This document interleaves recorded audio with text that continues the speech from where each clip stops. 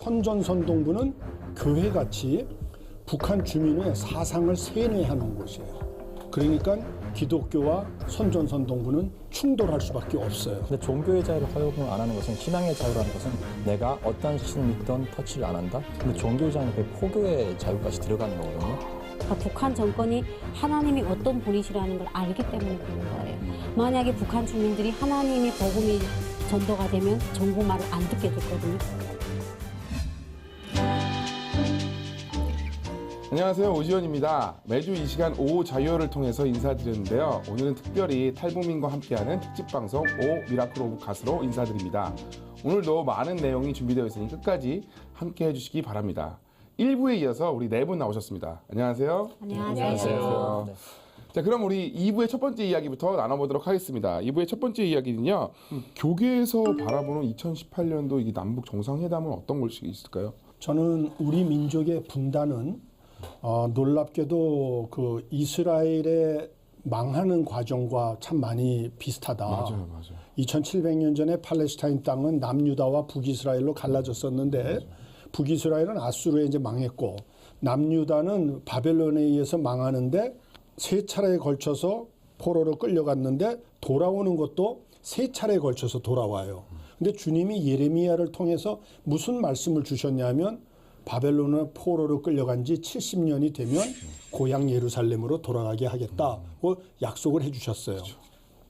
우리의 민족의 분단도 45년에 38선이 그어지면서 국토 분단이 일어납니다. 48년에 대한민국 정부와 평양의 공산 정권이 들어서서 체제 분단이 일어납니다. 그리고 50년에 북한이 남침해서 3년간의 동족 상잔이 일어나면서 국민의 분단이 일어납니다. 영토, 체제, 백성이 총체적으로 분단이 되는 거죠. 그런데 2015년이 국토분단 70년이 되는 해예요. 그때 한국교회는 바벨론의 포로로 끌려갔던 사람들이 70년 만에 돌아오듯이 동방의 예루살렘이라고 일컬어지던 평양이 무너진 지 70년이 되는 해이기 때문에 우리가 회개하고 북한의 복음화와 민족의 화해를 위해서 기도하고 노력을 했었어야 된다. 근데 우린 그냥 지나갔어요. 2015년에. 그리고 2016년에 북한은 4차 핵실험을 1월 6일 날 합니다.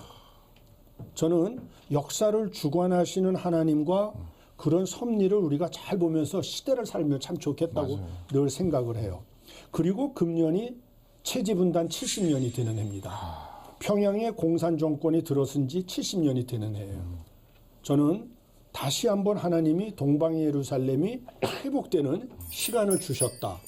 그래서 금년에 남북 정상회담이 열리고 북미 정상회담이 열리는데 하반기에는 평양에서 남북 정상회담이 열리는데 한국교회가 회개하고 깨어 기도하면 금년 하반기에 평양에서 예배를 드리게 하실 수도 있다는 믿음으로 2018년을 바라보자. 그런 맥락에서 남북 정상회담을 통해서 일을 하시는 하나님의 손길, 그리고 우리가 함께 동역하려고 하는 노력, 이런 것이 함께 진행이 되면 어떨까, 이런 맥락에서 바라보자고 한국교회에 거꾸로 말씀을 드리고 싶습니다. 아멘. 얘기를 좀 보태자면 저는 그런 시각에서 좀 얘기를 하고 싶어요. 우리가 1907년에 그 대부흥이 있었잖아요. 대부흥이 있은 이후에 어떻게 보면 신사참배를 하고 우리나라가 정말 하나님 외에 다른 신을 섬긴 그런, 어떻게 보면 정말 하나님이 보실 때 굉장히 악한 일을 해냈는데 그거에 대한 철저한 회개가 없지 않았나라는 생각이 듭니다. 우리가 솔직히 말해서 기도량이 부족해서 통일이 되지 않았다라고 생각하진 않아요. 기도는 정말 예전부터 오래 했고, 저도 중학교 3학년 때부터 이제 기도를 해왔기 때문에 저뿐만 아니라 많은 사람들이 이렇게 기도를 오랫동안 해왔잖아요. 기도량이 부족해서 그건 아니라고 생각해요. 근데 어떻게 기도하냐가 굉장히 중요하다고 생각을 하는데, 우리 박사님도 얘기했다시피 어떤 기도를 정말 주님 앞에 바르게 기도하느냐가 정말 중요한 것 같아요. 편견의 안경들을 좀 벗어내고 정말 하나님의 시각 안에서 우리가 주님 앞에서 회개할 걸 회개하고 정말 그렇게 나가는 것이 더 중요하지 않을까라는 생각이 좀 듭니다. 자, 그럼 다음 질문으로 좀 이렇게 넘어가서요. 이번 남북 정상회담 후 북한의 종교의 자유 허용 가능성은 어떤가, 이 내용인데요. 우리 성주 씨부터 한번 대답을 해볼까요? 질문 자체가 저는 좀 참 재미있는 질문인 것 같아요. 그쵸, 종교의 그쵸. 자유라는 것은 사실은 북한의 헌법을 보면 종교의 신앙의 자유는 명시돼 있어요. 헌법에 나와 있고요. 근데 종교의 자유를 허용을 안 하는 것은 신앙의 자유라는 것은 내가 어떤 신을 믿던 터치를 안 한다. 근데 종교의 자유는 그 포교의 자유까지 들어가는 거거든요. 그래서 그거를 이제 허락을 안 하는데 북한이 70년 동안 저렇게 존속해 올 수 있었던 것은 김일성의 우상화, 김정일의 우상화, 지금 또 김정은의 이제 그 여러 가지 뭐 우상화 작업들 그런 것들 때문에 저 사회가 지속되어 온 거거든요. 이제 10개 명에도 나와 있잖아요. 나 외에 다른 신을 섬기지 마라. 그렇죠. 그렇기 때문에 사실은 북한 체제와 이제 기독교가 그러니까 같이 존재를 한다라는 거는 저로서는 참 상상하기 불가능하다. 어려운 그런 이야기인 것 같습니다. 그러니까 이제 북한 정치 체제의 특징은 공산주의 국가. 네. 그래서 공산주의 국가라는 건 정치적으로 보면 당 국가 체제라는 거거든요. 그렇죠. 국가보다 더 상위 기관이 당이라는 게 있는 거예요. 그래서 당이 모든 걸 장악하고 나가는 거죠. 그러니까 헌법은 국가기관의 규범인데 헌법보다 상위 규범이 있는데 그게 당의 규약이라는 거예요. 그 당 규약에 의해서 나라가 만들어지는데 그 당 위에 북한은 공산주의 국가에서도 특수하게 수령이라는 제도가 또 있는 거예요. 맞아요. 그래서 당 위에 수령이 있고 수령은 그 규범이 교시라는 걸로 끌고 가요. 그래서 이제 국가의 헌법, 당의 규약, 그 다음에 수령의 교시. 그러니까 이것만 놓고 보면 북한에서 종교의 자유는 굉장히 현실적으로 어렵다. 더군다나 북한 정치 체제의 특징은 이제 포갑 정치 또 이렇게 얘기할 수 있어요. 그 북한에서 제일 힘이 센 것이 당이라고 그랬는데 당에는 양대 기구가 있습니다. 북한 전역을 수령이 끌고 가는 두 개의 중요한 기구가 있는데 하나는 조직지도부라는 거예요. 그리고 다른 하나는 선전선동부라는 거예요. 조직지도부는 통제를 통해서 북한 사회를 완전히 통제 사회로 만들었어요. 그리고 선전선동부는 교회같이 북한 주민의 사상을 세뇌해 놓은 곳이에요. 그러니까 기독교와 선전선동부는 충돌할 수밖에 없어요. 그렇죠. 네. 그런 점에서 현실적으로는 불가능하다. 이렇게 이제 우리가 생각해 볼 수 있지만 우리 민족 복음화 역사를 보면 북쪽으로 복음이 들어옵니다. 네네. 1883년에 그 동광교회에 갔던 우리 보부상들이 가서 성경을 받아와요. 맞아요. 그래서 의주로 들어오다가 붙잡혀서 두들겨 맞고 그래도 이 복음을 들어와서 전하면서 개척한 교회가 1883년에 소래교회예요. 언더우드 아펜젤러 선교사님이 들어오기 전에 그렇죠. 네. 우리 민족은 먼저 교회를 만들었고 그리고 쪽 성경을 갖고 있었어요. 맞아요.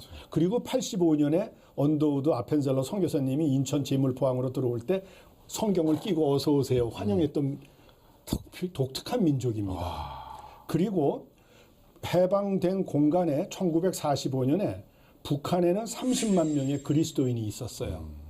남쪽에는 10만 명밖에 없었습니다. 3대 1로 북한에 더 많은 그리스도인들이 있었던 거예요. 그런데 6.25 전쟁 기간에 10만 명이 내려왔어요. 그래서 20만 명이 남았어요. 그런데 많은 분들이 숙청당하고 또 타협하고 지하로 숨었어요.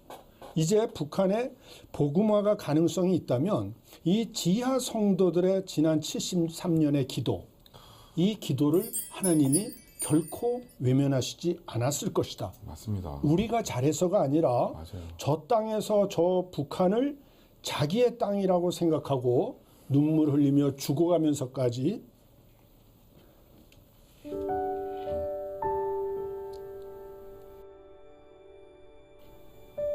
그토기 성도로 살았던 지금도 살고 있을 그들의 기도를 하나님께서 결코 외면하지 않으셨을 것이다. 전 이렇게 믿어요. 맞습니다. 그리고 또 하나는 1990년대의 고난의 행군 기간 94년에서 96년 기간에 그 탈북했다가 먹고 살기 위해서 탈북했는데 그 와중에 선교사님들을 만나서 복음을 영접한 우리 탈북했다가 돌아가신 북으로 다시 들어가신 지하 성도들이 또 있다는 거예요. 그루터기 성도, 지하 성도, 그 다음에 우리 또 해외에서 교포들이 들어가서 인도 지원 사업하면서 굉장히 조심스럽게 예수를 증거하신 분들이 계셔요. 그분들이 또 계셔요. 그래서 그리고 공식 교인이 한 10,000명 이상이 있고 이분들의 기도를 하나님께서 결코 외면하시지 않으셨을 것이다. 비록 공산당은 세뇌와 통제로 탄압을 했지만 하나님께서는 70년 넘게 목숨을 바쳐가면서 저 동포들을 위해서 기도했던 북한의 성도들을 기도를 외면하지 않으셨을 것이다. 그리고 남쪽에서 끊임없이 북한 성도들을 위해서 북녘의 2,500만 동포들을 위해서 기도하시는 남쪽의 성도들의 기도를 주님에서 외면하시지 않을 것이기 때문에 현실적으로는 인간의 눈으로 보면 불가능하지만 창조주 하나님, 불가능을 가능케 하시는 하나님의 역사가 일어나면 이 불가능도 가능케 하실 수 있다. 저는 이렇게 믿고 싶어요. 정말 맞습니다. 정말 이게 어떻게 보면 보석 같은 그 숨어 있는 성도들을 통하여서 하나님께서 그 기도를 분명히 들으셨고, 예전에 그런 얘기를 들은 것 같아요. 이 북한에 이렇게 그 지하교회 교인 중에서 어떤 할아버지가 계셨는데 같이 이제 탈북을 하자 이렇게 얘기했는데 나는 이 땅에서 할 것이 있다, 이 땅에서 기도할 것이 있다 하면서 탈북을 안 하셨다고, 하나님께서 사명을 주셨기 때문에 안 하신 그 할아버님의 얘기를 들으면서 진짜 그 안에 어떻게 보면 우리 남한 교인들이 부끄러울 만큼 좋은 성도들이 얼마나 많을까라는 생각이 들어요. 저는 그분들과 같이 얘기하면 어쩌면 지금 교인들은 정말 많아지고 정말 대형교회에 정말 수많은 교인들의 숫자가 있지만 진짜 예수님의 그 길을 온전히 따라가지 않는 우리 남한 교인들이 그분들을 통하여서 오히려 더 변화가 되지 않을까 이런 생각을 합니다. 그분들이 어떻게 보면 하나님께서 정말 숨겨놓은 그런 분들이 아닐까 그런 마음이 좀 듭니다. 그러면 또 이제 다른 얘기를 한번 넘어가서요. 현재 억류된 선교사님들의 석방 가능성이 얼마나 될까라는 좀 그런 생각을 좀 해봅니다. 네, 저는 지금 그 어느 때보다 남과 북의 관계가 지금 좋아졌잖아요. 네. 그래서 일단은 정상회담이 끝났고 처음부터 다 요구는 할 수 없지만 우리 정부에서 좀 이렇게 적극적으로 강하게 보내달라. 북한에도 종교의 자유가 있지 않느냐. 이렇게 좀 강하게 나가면서 중요하게는 우리 교회도 같이 연합을 해서 정부와 함께 협력을 해가지고 요구를 하면 북한이 지금 자기들이 어려워서 나온 것도 있고 화해와 뭐 평화로 가자 이렇게 나왔기 때문에 잘만 하면 좀 풀어줄 수 있지 않을까 그런 기대는 좀 갑니다. 저도 이제 그 북미 회담 이후에 분명히 북한에서 그 억류돼 있는 그 미국 선교사님들을 아마 이제 트럼프 대통령 손에 이제 함께 보낼 것 같아요. 그렇게 되면은 그 이후에 분명히 대한민국 정부도 선교사님이기 전에 대한민국 국민이거든요. 그렇기 때문에 정부도 그런 석방 문제에 대해서 북한하고 협상을 하지 않을까라고 그렇게 보고 있고요. 만약 그런 분위기가 안 만들어진다 그러면은 사실은 우리 교회가 먼저 이야기를 하고 그리고 대한민국 국민으로서 우리가 책임을 다 해야 되거든요. 왜냐하면은 갇힌 자를 위해서 울어주지 않는다 그러면은 그것은 첫 번째로는 기독교인으로서 우리가 세상에서 빛과 소금의 역할을 못하는 일이라고 저는 봅니다. 예. 그 과거 역사를 보면 쉽지 않아요. 왜냐하면 그 1990년대 억류되신 분이 납치돼서 억류된 안승훈 목사님이라고 계셨어요. 그분은 못 나오시고 저쪽 땅에서 순교하신 걸로 알아요. 또 2000년대에 재미교포인데 북한 그 장애인들을 정말 열심히 돕고 정말 북한 사람들을 사랑했던 김동식 목사님이라고 계셔요. 그분도 납치되셔서 80kg 넘는 아주 거구신데 40kg대로 몸이 바짝 여유셔서 아사하셨다는 얘기가 있어요. 그런 점으로 볼 때 과거의 패턴으로 따르면 쉽지 않다. 그러나 이번에 이 6분, 장만석 집사님까지 하면 이제 7분이 지금 억류돼 계시는데 그 가능성이 있다고 봐요. 저는 특별히 폼페이오 미 CIA 국장이 4월 초에 방북해서 김정은 위원장을 만났어요. 근데 전해지는 얘기로는 이 세 분의 선교사님, 김동철 선교사님, 김상덕 선교사님, 김학송 선교사님 이 세 분을 풀어내는 것에 합의를 봤다는 얘기가 있어요. 그래서 빠르면 북미 정상회담 전에 나오실 수도 있고 늦어도 북미 정상회담 때 트럼프 대통령이 데리고 나올 수도 있다. 그래서 이건 아주 감사한 일이에요. 네. 그 앞에 전조가 있었어요. 케네스 배 선교사가 풀려났었고 맞아요. 임현수 목사님이 임현수 목사님. 풀려나셨어요. 맞아요. 그러니까 우리가 기도하는 게 너무 중요해요. 그래서 트럼프 대통령은 세 분의 미국 국적 선교사님들을 데리고 나오실 거예요. 문제는 한국 국적의 선교사님 세 분이 계셔요.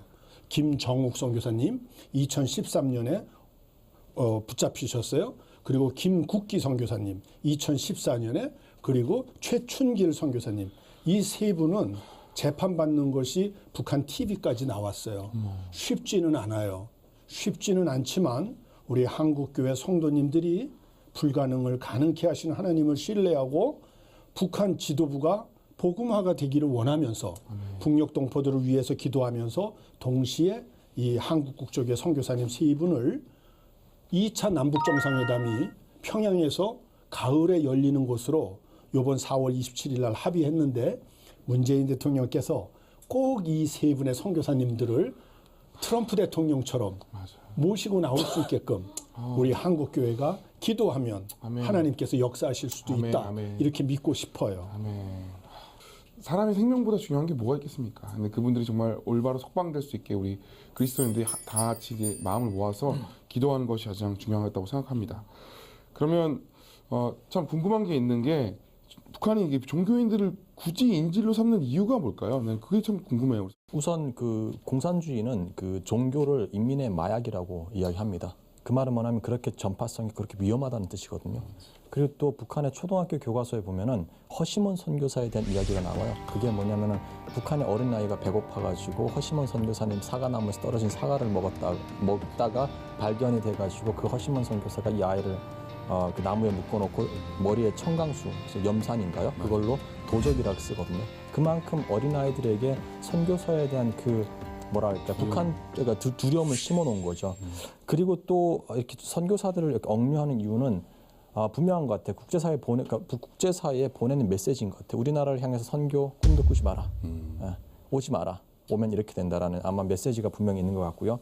그리고 또 다른 이유는 중국에서 체포된 많은 선교사분들 같은 경우는 탈북자분들을 돕다가 납치된 경우가 많거든요. 맞아요. 저 같은 경우도 지금 북한인권시민연합하고 같이 중국에 있는 탈북자들 구출 사역을 해요. 작년에도 저희 단체가 한 90명 정도 이제 구출을 했고요.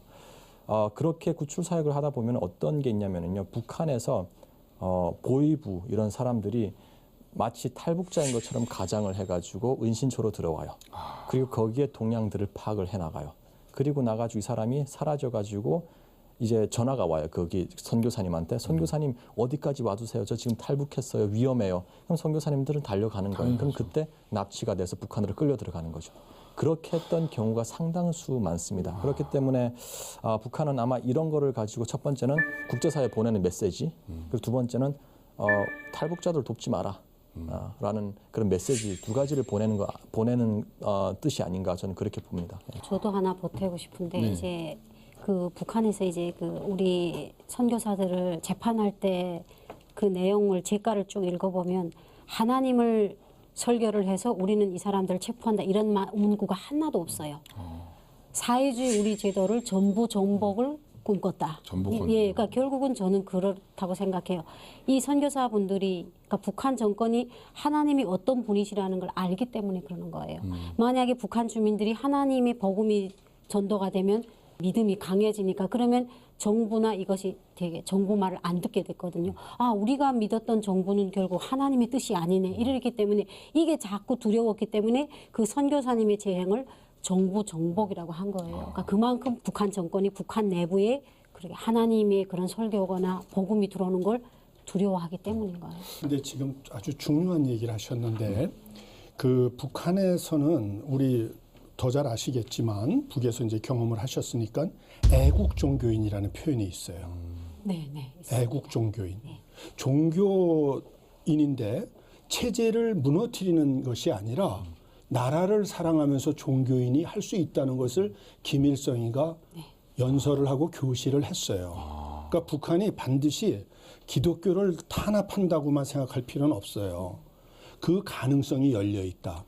우리가 북한을 복음화할 때 체제를 무너뜨리는 기독교, 정권을 타도하려고 하는 기독교에 대해서는 반감을 갖지만 그동안에 한국 기독교가 많이 들어가면서 인도 지원 사업을 했거든요. 네, 맞아요. 그것을 허용한 것은 애국 기독교인들이기 때문에 허용을 했다고 북한에서 논리화할 수 있다.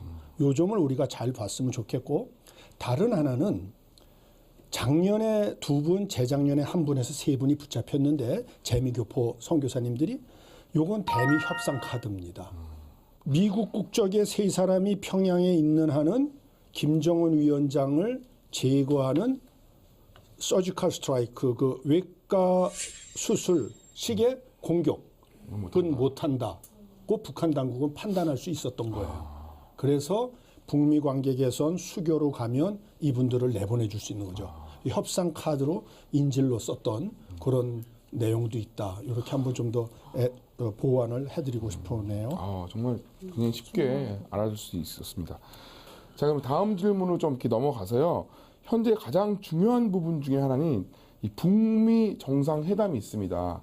결과를 한번 예측을 한번 해볼까요, 우리? 제가 감히 좀 예측을 해본다면 저는 이제 거의 성공으로 갈 수 있는 디딤돌은 이미 마련됐다고 생각을 합니다. 왜냐하면 그러한 조건들을 3가지로 나눠볼 수 있는데, 일단은 트럼프 대통령이 경제가이지 않습니까? 이렇게 다른 부분에서는 몰라도 경제적인 면에서 보다 세밀하고 좀 되게 깐진 사람으로서 이제 미 중앙정보국 국장을 먼저 보내서 이제 북한에 대해서 이미 선결적으로 선차적으로 합의를 보고 와서 저렇게 지금 이렇게 우리가 이제 북미 대회담 하겠다 하고 이렇게 좀 큰 소리를 친다는 것 자체는 이미 이제 북한에서 여느 때하고 달리 지금 요새는 이제 길주 풍계리 핵실험장도 폐기했고, 또 2번째로는 미국인 선교사들을 평양 외곽 호텔로 이동을 했고, 3번째로는 이제 우리는 핵사찰 받겠다. 그러면 한국과 미국의 핵 전문가들 우리 다 부르겠다. 이렇게 북한이 아주 예전에 없이 진지하게 나오고 있습니다. 맞아, 저는 맞아. 이 모든 우리 그 북미 회담을 앞두고 일어나는 그 요소들과 변화들만 봐도 이번은 북미 회담이 정말 예전과 달리 회담으로 끝나는 게 아니라 행동으로 끝날 수 있는 성공적인 회담이 되지 않을까, 이런 결론을 내려보게 됩니다. 네네. 그 사실 북미 회담의 가장 중요한 부분은 한반도의 비핵화거든요. 완전한 비핵화입니다. 그게 이제 북미 회담의 가장 주된 쟁점이 될 거고요. 정전에서 종전으로 가는 건 아마 서브로 갈 거예요. 그게 메인은 아니거든요. 그렇게 봤을 때 우리가 여기 성공이라 하는 거는 그러면 미국 측에서 봤을 때 성공이냐 아니면 북한 측에서 봤을 때 성공이냐, 사실은 애매하거든요. 그래서 저는 이번 북미 회담은 서로가 만족하는 범위에서 아마 결과가 합의가 도출될 것 같아요. 근데 저는 더 중요하다고 생각하는 것이, 우리가 선언을 하고 합의를 발표한다고 해도 그게 행동으로 이행이 되지 않으면 그것은 사실은 아무런 의미가 없거든요. 맞습니다. 그렇기 때문에 저는 아직 북미 회담 그 자체를 성공으로 갈 거다라고는 저는 사실은 좀 더 지켜봐야 된다. 왜냐하면 성공이라는 건 결과물이 있어야 되거든요. 네. 성공은 나중에 북미 회담이 딱 끝나서 성공했다가 아니라 나중에 비핵화가 이제 진전이 있고 이루어졌을 때 성공으로 가고 있고 마침내 성공을 했구나라고 우리가 그렇게 좀 볼 필요가 있다라고 생각합니다. 어떻게 보면 역사는 지나봐야 안다고 그게 정말 그걸 통해서 이렇게 정말 좋은 결과가 나와야지 아는 거기 때문에 어떻게 보면 정말 기도밖에 없다 이렇게 생각이 좀 듭니다. 우리 은정 씨는 어떻게 생각하세요? 관건은 우리가 핵을 어떻게 찾아내느냐인 것 같아요. 지금 북한이 핵 완성 단계까지 왔고, 예전에는 무슨 핵시설도 막 폭발을 하는 거 보여줬잖아요. 네. 그럼에도 불구하고 속이고 완성 단계까지 왔단 말이에요. 핵무기를 몇 개나 완성해놨는지 북한에서 공개하지 않는 한 우리는 알 수가 없어요. 북한의 입장에서는 대한민국이 아니라 미국이랑 협상을 해야 더 얻어먹을 게 많고, 맞죠. 미국에서는 지금 트럼프 대통령이 완성 단계까지 왔기 때문에 지금 제거를 못하면 정말 핵이 날아 떨어질지도 몰라요. 그렇기 때문에 이번에 무조건 합의를 보려고 할 텐데, 그러면 핵 사찰이 들어간다고 해도 그 수많은 땅굴을 어떻게 찾아내느냐가 문제거든요. 그렇다고 북한을 완전히 믿을 수는 없어요. 네, 이때까지 과거에 거짓말도 하고 실망을 많이 시켰기 때문에. 그래서 저는 여기에서 참 변화와 예측이 어렵지 않나, 이런 말씀을 좀 드려봅니다. 북한 정권이 이제 북미 회담할 때 비핵화를 하겠다. 지금 비핵화를 하겠다는 전제 조건으로 길주 풍계리도 다 맞아요. 폭파했잖아요. 네. 주체 107 2018년 4월 21일부터 핵시험과 대륙간 탄도로켓 시험 발사를 중지할 것이다. 핵시험 중지를 투명성 있게 담보하기 위하여 공화국 북부 핵시험장을 폐기할 것이다. 그러니까 그런 조건에서 저는 그 북한이 이제 탄도에 실어갖고 핵무기를 감춰놔요. 응정씨 말에 공감을 합니다. 그렇지만 이제 자기네가 비핵화를 하겠다 하고서 그냥 핵무기를 쏘는 경우에는 그때는 김정은 정권이 세계적으로 자기의 유지, 집권을 이룰 수 있는 명분을 주는 거예요. 자살행위다. 그렇기 때문에 그러한 일은 우리가 너무 극한으로 끌고 가지는 말았으면 좋겠다. 자기가 세계적인 규탄의 포커스가 되는 거예요. 원인 제공을 하는 거예요. 안 되겠구나. 너 비핵화 하겠다 놓고 왜 핵무기를 쐈냐. 이러면 맞아요. 국제적으로 타격이 되기 때문에 지금 유지하고 있는 독재도 유지를 못하게 됩니다. 그러니까 이런 면에서 볼 때 우리가 비핵화에 대해서 너무 의심을 품지는 말자. 오히려 더 꼭, 위험하다. 예, 지켜보자. 네, 저는 그렇게 말해주고 싶어요. 손수 씨. 하나 좀 네. 더 네. 추가를 하면은 네. 우리가 지금 북한의 그런 여러 가지 선제적인 조치들, 뭐 시간을 원래 원상복구하겠다. 사실 그건 당연한 거고요. 네. 사실은 핵무기를 이제 만드는 단계에서는 핵실험장을 폐기한다는 거는 핵무기를 안 만들겠다는 거거든요. 네. 근데 핵무기를 이미 만든 상황에서 핵실험장을 폐기한다는 거는요. 이거랑 똑같아요. 우리가 밥솥에 밥을 짓고요. 밥을 퍼내고는 밥솥이 필요 없어요. 네. 그 말이거든요. 그러니까 필요 없는 밥은 있는 거죠. 그럼요. 그러니까 우리가 좀 초점을 맞춰야 될 것이 핵무기거든요. 그 자체로거든요. 그래서 그렇게 우리가 좀 초점을 맞춰서 좀 더 접근할 필요가 있다라고 생각을 하고요. 그리고 북한이 협상을 너무 잘해요. 왜냐면은 뭐 외교관을 하면은 30년 동안 그 부서에서 쭉 있었기 때문에 역사에 강해요. 그 사람들은. 우리가 몇 월 며칠 우리 이런 걸 했는데 니네 안 지켰잖아. 그러면 미국이 할 말이 없거든요. 그렇기 때문에 우선 우리가 먼저 선제적인 조치를 이제 하는 것보다는 북한의 태도의 변화가 있을 때 일종의 제가 T4 텟이라 하거든요. 선제적으로 하기보다는 그 사람들의 태도의 변화가 있을 때 우리가 거기에 또 반응하는 식으로 이렇게 해서 좀 신뢰를 쌓은 다음에 많이 나가야지 너무 한 번에 급하게 나가다 보면은요. 우리가 속담에 이런 말도 있잖아요. 아는 길도 물어보고 가라. 돌다리도 두드리고 가라. 그래서 우리가 좀 조심할 필요 있다. 너무 이제 들뜬 기분 좋아요. 들뜬 기분 좋고 그거를 전혀 뭐 폄하하거나 그런 분위기를 이렇게 축소시킬 의도는 전혀 없는데 그럼에도 불구하고 우리가 두드러면서 갈볼 필요가 있다라고 생각합니다. 네, 맞는 것 같습니다.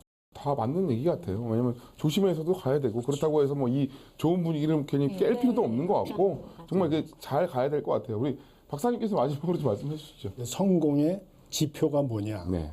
그거잖아요. 네. 미국 입장에서는 지금 북한하고 미국 정상회담이니까 미국 입장에서는 북한의 비핵화죠.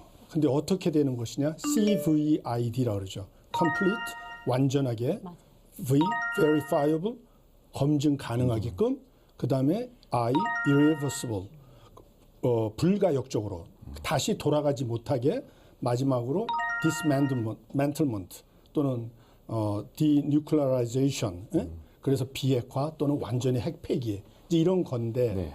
그것은 미국의 목표고 그럼 북한의 목표는 뭐냐? 체제 보장이죠. 그렇죠. 그럼 체제 보장의 핵심은 미국과 수교하고 평화 협정하고 국제사회로 나가는 걸 길을 이제 보장받는 것 네. 이거잖아요.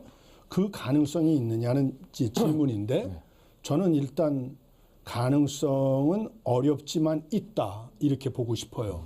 왜냐하면 방송에서 이제 많은 사람들이 신문에서 얘기하는 걸 보면 그 이번에 북한이 저렇게 태도를 급변해서 나온 이유가 뭐냐 할 때 크게 세 가지를 보통 들어요.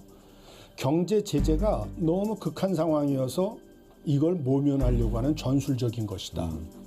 두 번째는 미국이 공격을 하려고 그러니까 때리려고 그러니까 선제 공격을 회피하기 위한 전술이다. 세 번째는 북한은 핵무기를 끝까지 완성하려고 하기 때문에 시간 벌기 전술이다. 세 가지인데 여기에 대해서는 북한이 맞받았어요. 지난 4월 20일 날 북한식으로 표현하면 조선노동당 제7기 제3차 전원회의에서 전략을 바꿨어요. 어떻게 바꿨냐면 핵무기를 개발하는 거하고 경제 건설을 하는 것을 김정은 시대에 병진한다 그랬어요. 두 개를 병진. 경제 건설과 핵무력 건설 병진으로서의 위대한 승리를 선포함에 대하여 그런데 이번 회의에서 사회주의 경제 건설 총 노선으로 바꿨어요. 그러니까 이건 전술적 변화가 아니라 전략적 변화라는 걸 스스로가 북한 주민들한테 알리는 거예요. 독재 정권이라고 해서 자기 하고 싶은 대로 막 하는 거 아니에요. 북한 주민들을 설득을 못하면 그 정권은 유지될 수가 없어요. 맞아요. 그래서 요번에 4월 20일 날 전략적 변화를 채택하고 4월 27일 날 정상회담에 남북 정상회담에 나오고 5월 북미 정상회담으로 가는 거예요. 그럼 북한의 전략적 변화의 목적이 뭐냐? 이게 중요한 거예요. 맞아요. 목적이 중요한. 과거에는 강성대국 건설이라고 그랬어요. 맞아요. 지금은 강성국가건설이라고 그러는데 강성대국 건설. 그럼 그거 어떻게 하는 거냐? 할아버지 김일성에 의해서 주체 사상을 통해서 정치 사상 강국을 만들었다는 거예요.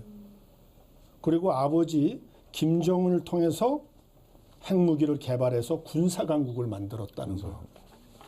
그래서 이제 손자인 김정은 위원장이 해야 할 일은 경제 강국을 건설하면 정치 사상 강국, 군사 강국, 경제 강국 세 가지를 만들어서 강성 대국으로 갈 수 있다는 자기식의 로드맵이 있는 거예요.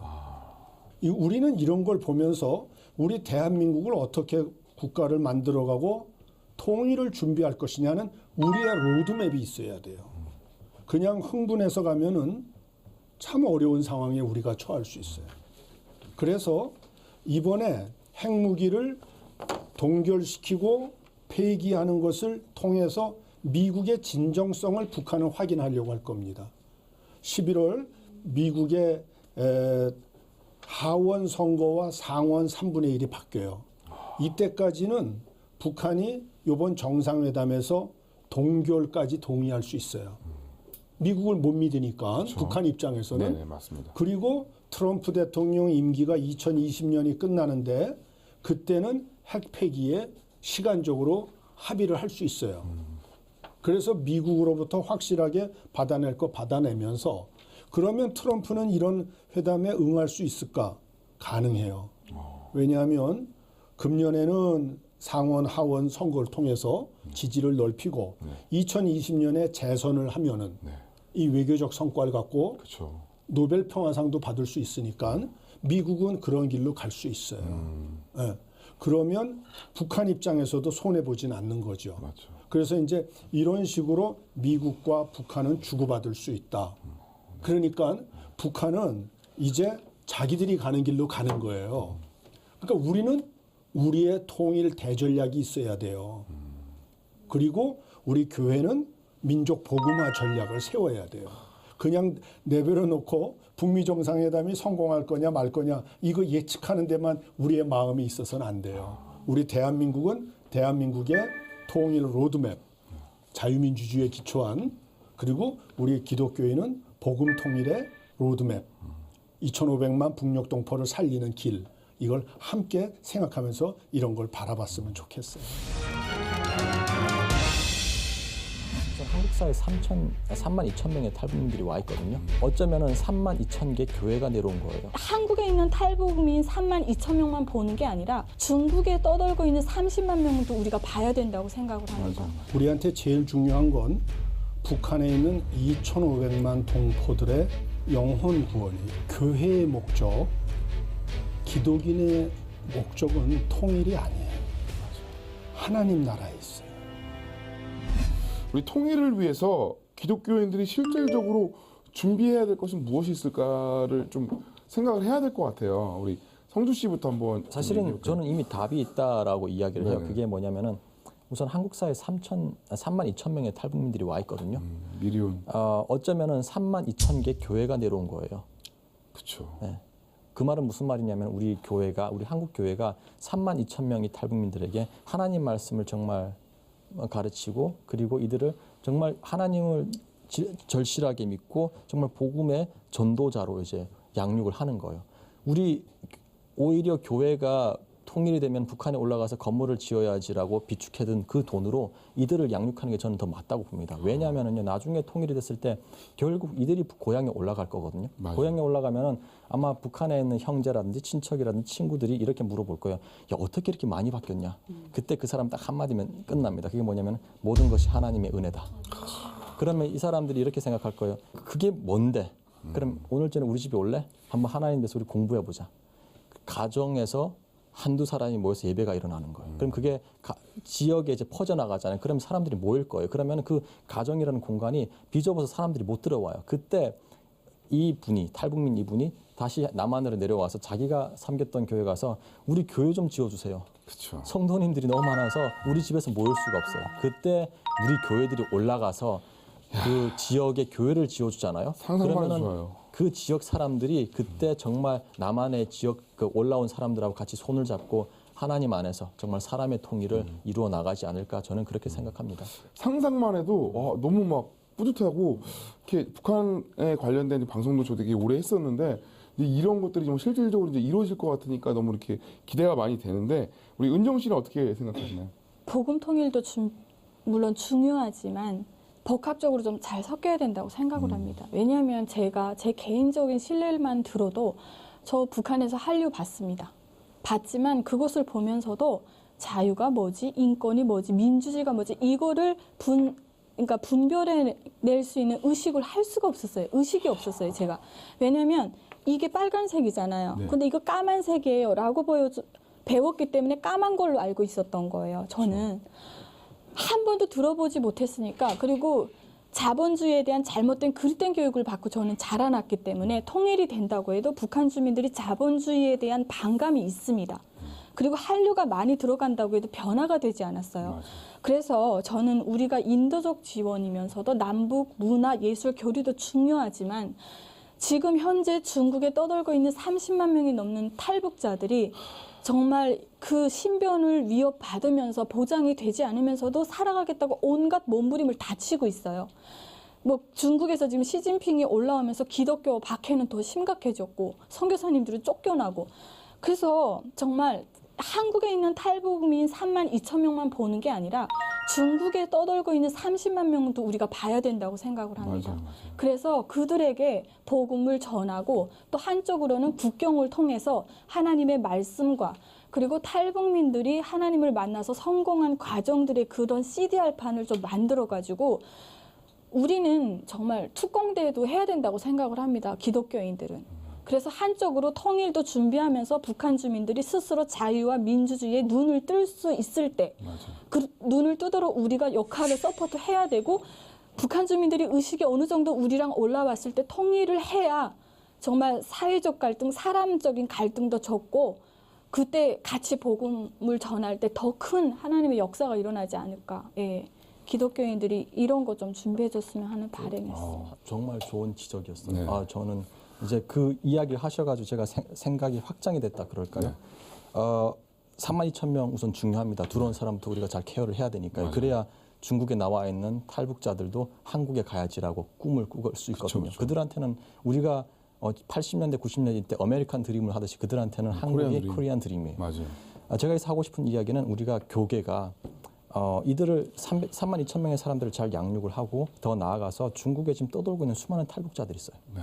우리가 중국에 나와서 헤매고 있는 그런 탈북자들을 우리가 보고 눈 감는다라고 하면 우리가 사실은 할 말이 없어요. 그렇기 때문에 한국에 많은 그 교회들이 한 명이 부활절에 계란만 먹고 끝나는 것이 아니라 부활절에 교회가 한 명씩 좀 탈북민들을 구출을 했으면 좋겠어요. 맞아요. 안 비싸요. 한 명 안전지대까지 들어오는데 보통 200만 원이 들어요. 맞아요. 교회가 충분히 계란을 좀 못 먹더라도 모금하고 헌금하고 하면은 충분히 이 사람들을 데려올 수가 있어요.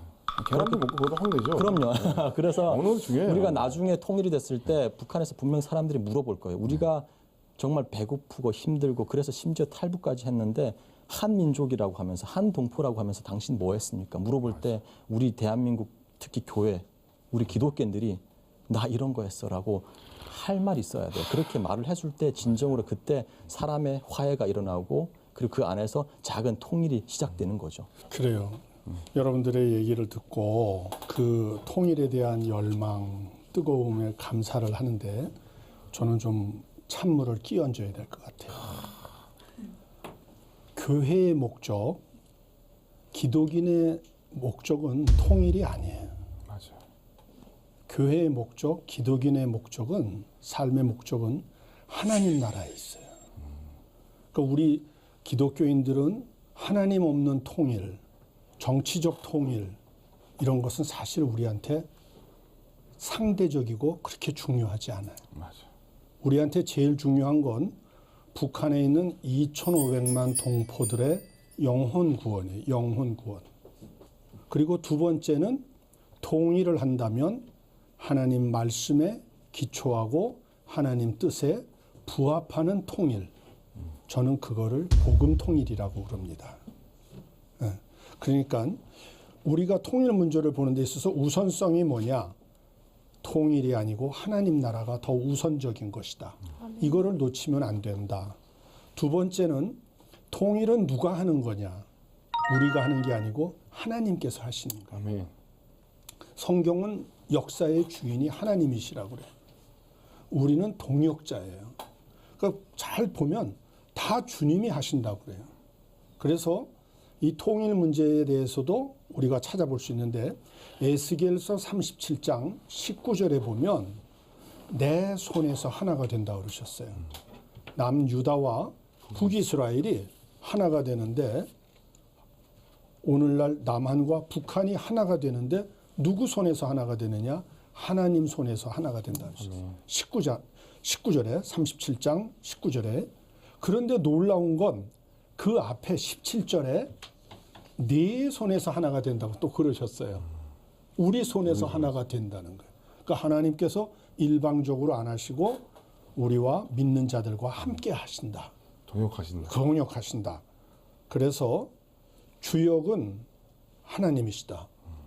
목적은 하나님 나라 확장에 있다. 그러니까 교회가 해야 할 일은 하나님을 존중해 드리고 하나님 나라 확장에 관심을 가져야지 북한 체제를 타도해야 된다. 뭐가 돼야 된다 하는데 마음이 뺏겨버리면 본질이 희석될 수 있다. 기독교인들은 절대 그 부분에 있어서 양보해서는 안 된다. 그러면 지금 질문은 우리가 실질적으로 준비해야 될 게 뭐냐 그러셨어요.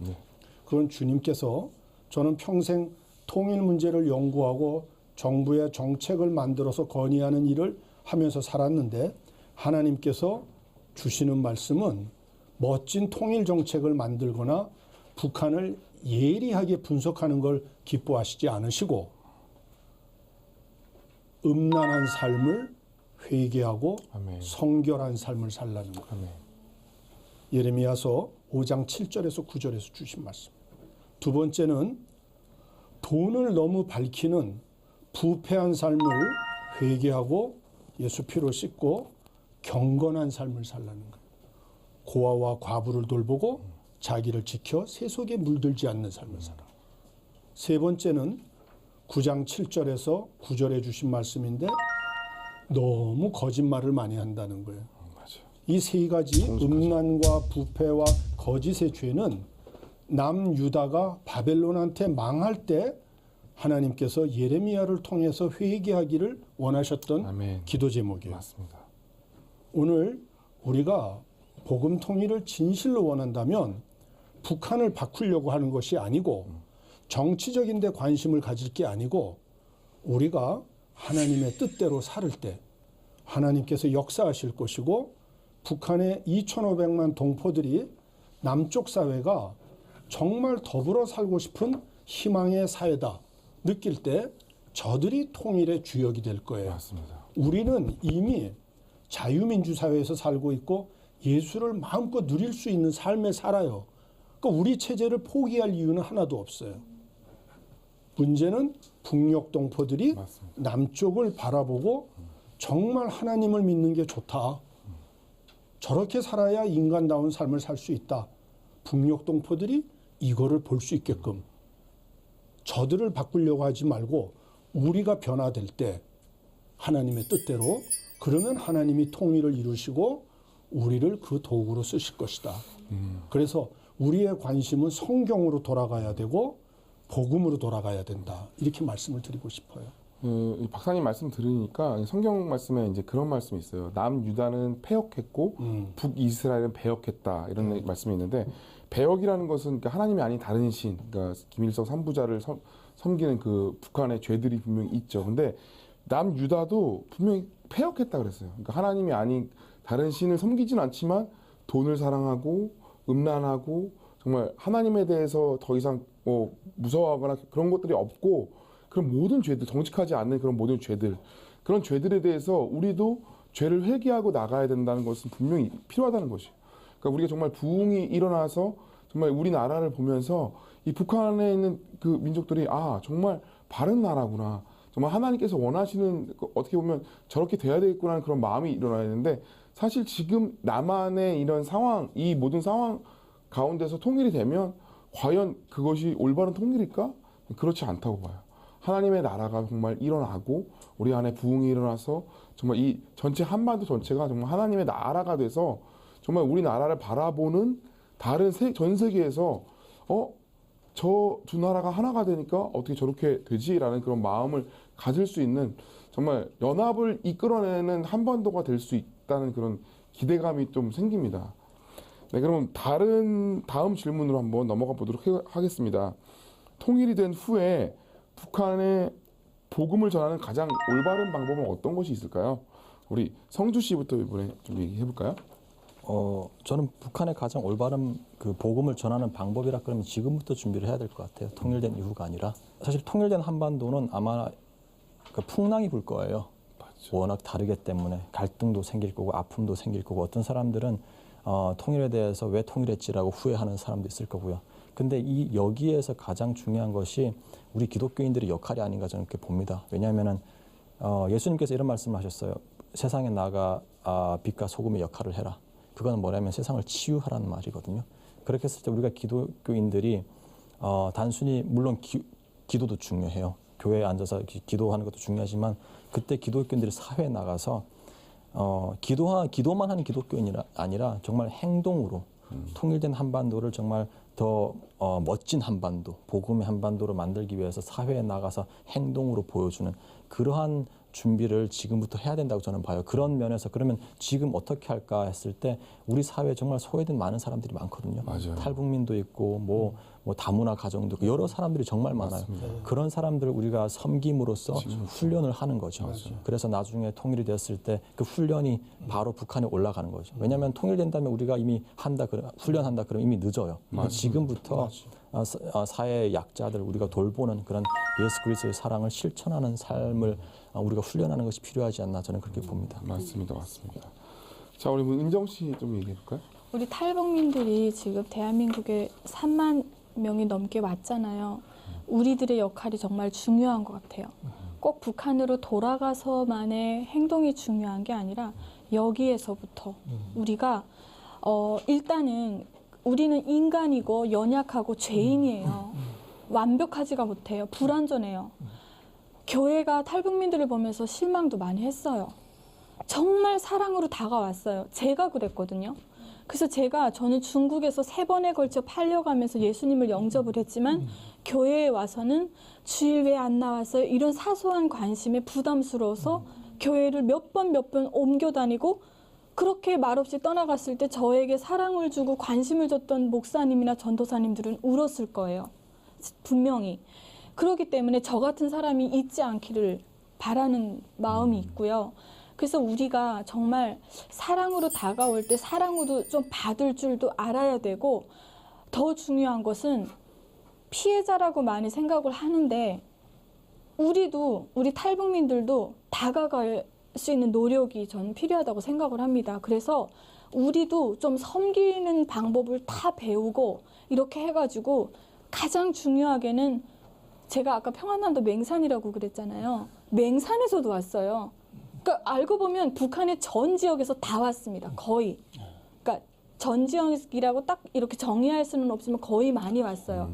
이 사람들이 통일되면, 엊그제 남북 정상회담을 보면서 통일되면 고향에 다 가고 싶은 게 고향이에요. 맞아요. 고향부터 가죠. 예, 거기에 가서 우리가 정말 성공된 모습을 보여주고, 우리가 진짜 너네도 우리와 같이 배도 고파보고 정말 어렵게 살았는데 어떻게 나라를 배반하고 간 너희가 이렇게 성공하고 멋지게 돌아왔지?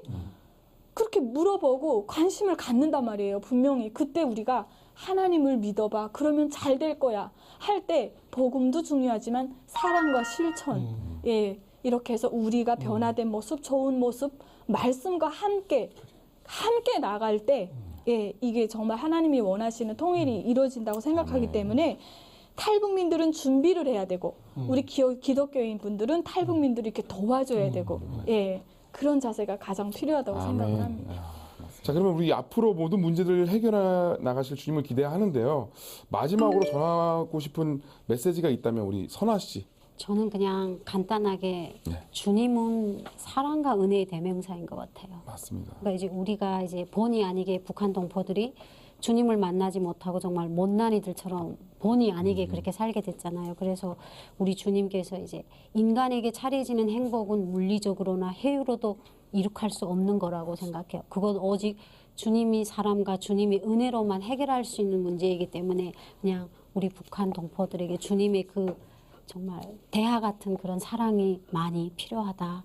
그렇기 때문에 주님은 우리 북한 동포들을 그냥 한 사람도 그냥 놓치지 마시고 네. 똑같은 은혜, 똑같은 사랑을 많이 많이 주십사 하고 기도를 많이 드리고 싶습니다. 아멘. 네. 우리 성주 씨는 저는 마지막으로 제가 이제 한국에 와가지고 정착하는 과정에 겪었던 경험담을 좀 나누려고 하는데요. 이건 뭐냐면 친구와 봉사자의 차이를 저는 이야기를 하고 싶어요. 제가 한국에 왔을 때 많은 봉사자분들을 만났어요. 그분들하고 항상 관계가 안 좋게 끝났어요. 그분들이 돌아갈 때는 양심이 없는 탈북자, 인정머리 없는 탈북자라고 이야기를 했고요. 저는 그분들한테 너무 힘들게 한다 사람을 라고 이렇게 이야기했고요. 근데 제가 시간이 지나면서 깨달은 건 뭐냐면은 이게 서로 친해지는 방법이 달랐구나, 잘못됐구나. 그건 뭐냐면은 그 남한 주민들 같은 경우는 저를 봉사의 대상으로 보고 그분들은 봉사자로 온 거죠. 그러다 보니까 봉사자는요, 봉사를 받는 사람으로부터 잘 배우려고 하지 않더라고요. 근데 여기서 친구는 달라요. 맞아요. 친구는 서로 배워주고 배울 수가 있거든요. 여기서 우리가 또 생각해 봐야 되는 것이 예수님께서 제자들을 부르실 때 친구로 부르셨거든요. 맞아요. 봉사자로 부르신 게 아니거든요. 그래서 우리가 기독교인들이 좀 그거를 좀 생각을 했으면 좋겠어요. 그래서 우리가 탈북민들한테 이제 도와준다기보다는 같이 친구가 되는 그런 관점으로 우리가 좀 접근을 해야 되고 이렇게 했으면 좋겠어요. 이제 주변에 있는 탈북민들을 만난다 그러면은 야, 주말에 뭐 하냐? 주말에 나 할 거 없는데 그럼 이번에 뭐 영화 나왔는데 영화 같이 볼래? 영화관에 같이 가는 거예요. 그리고 내가 남한 사람이니까 내가 다 쏘는 게 아니라 탈북민도 팝콘 살 돈이 있어요. 내가 영화표 쏠 테니까 너 팝콘 사라. 그렇죠. 그 친구인 거예요. 그리고 그렇게 맛있게 먹고 맛있게 보고 나오는 거예요. 그리고 나가서 다음 주말에 또 시간이 되면은 뭐 하냐면 등산 가는데 같이 갈래? 등산 가가지고 땅 흠뻑 이게 젖힌 다음에 내려와가지고 아이스크림 너가 사라. 아이스크림 사 먹고. 맞아요. 이렇게 하면서 좀 작은 통일을 탈북민들과 지역 주민들이 만들어 갔으면 좋겠어요. 저는 정말 잘 얻어먹을 수 있어요. 그러니까요. 모든 탈북민 다 얻어먹을 수 네, 있거든요. 그래서 그게 어쩌면 예수님의 방법이 아닌가. 예수님도 같이 식사를 하셨거든요. 그래서 그렇게 우리가 좀 이렇게 탈북민들을 대하고 탈북민들도 그런 분들에게 마음도 좀 오픈을 하고 서로가 이렇게 융합이 되고 하는 그런 접근 방법이 좀 필요하지 않나 그렇게 생각합니다. 그럼 정말 마지막으로 우리 박사님한테는 마지막 전하고 싶은 메시지가 아니라 남북 정상회담의 총평을 좀 해주세요. 저는 이번에 남북 정상회담을 하나님이 하셨다고 100% 확신하는 사람입니다. 아멘. 왜냐하면 작년에 이 말씀을 주셨어요. 이를 행하시는 여호와, 그 일을 지어 성취하시는 여호와, 아멘. 자기 이름을 여호와를 하시는 이가 이같이 이르노라. 너희는 내게 부르짖으라. 내가 네게 응답하겠고 내가 알지 못하는 크고 비밀한 일을 내게 보이리라. 일은 하나님이 하신다고 그러셨습니다. 그럼 우리가 해야 할 일은 뭐냐? 하나님께 기도할 때 하나님께서 하신다고 하셨어요. 그래서 저는 일을 행하시는 여호와를 신뢰하고 지금 우리 사회에 남북정상회담에서 다양한 얘기가 있는데 우려하시는 분들의 그 우려의 목소리도 존중해드리고 또 미래를 열어가는 이렇게 전향적인 얘기도 경청하면서 이걸 다 승화시켜서 복음 안에서 하나가 되면서 우리가 하나님께 기도할 때 하나님께서 복음 통일을 주시고 우리 민족을 주님 오실 때까지 땅끝까지 복음 전하고 세계의 평화를 이루어가는 민족으로 쓰실 것이다. 이런 첫걸음이 시작되었다. 아멘. 이렇게 우리가 한번 생각하고 마귀가 틈타지 못하게끔 맞아요. 악한 세력이 틈타지 못하게끔 맞습니다. 기도로 이걸 소중히 여기면서 함께 갔으면 좋겠습니다. 네, 정말 오늘 뭐 너무 즐거웠고 또 감동도 있었고 너무너무 좋았던 것 같습니다. 근데 자, 우리 마지막으로 여러분들과 함께 외치고 싶은 말이 있는데요. 네, 함께 한번 따라해 주시면 감사하도록 하겠습니다. 제가 하나님이 하시면 하면 여러분 오케이 이렇게 해주시면 됩니다. 네, 알겠죠? 다시 한번 연습 안 해도 되겠죠? 네. 하나님이 하시면 오케이. 하나님이 하시면 오케이. 감사합니다. 핵을 통해 갖고 정말 전 세계를 위협하면서 발은 자기 땅에 붙이고 그 사람들이 세계를 볼 수 없잖아요. 운문의 땅이잖아요. 실제로 대북 제재가 시작되고 모든 게 하니까 다 외면하잖아요. 종전선언과 평화협정을 통해 이제 우리는 결코 오랫동안 이 만남을 뒤돌아 한 마음으로 가지 않을 기다리고 것이다. 왔습니다.